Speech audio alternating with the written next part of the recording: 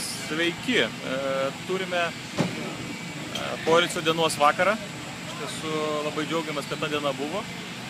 Turėjome laiko persižiūrėti automobilį, turėjome laiko šiek tiek pailsėti, gauti masažą. Žodžiu, diena praėjo tikrai pakankamai gražiai. Noriu pasakyti, kad rytoj mes turime ilgiausią greičio ruožą iš Tukumano į Kordobą. Tai mes turėsime beveik 900 km bendrą distanciją, iš kurių beveik 600 km yra greičio ruožas. Tai yra pats ilgiausias greičio ruožas Dakare. Rytoj planuoja būti virš 40 laipsnių karščio.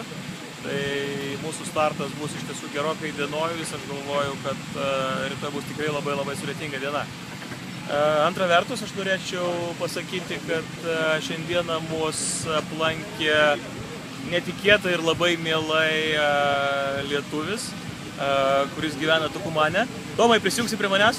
Noriu su juo supažindinti. Čia yra Tomas, jisai gyvena Argentinoje, jis surado mus ir mums tikrai buvo labai mielai pamatyti. Mes praleidom gerą 1,5 valandos kartu, pabendravom apie gyvenimą, pasipasakojom, kaip kas sekasi.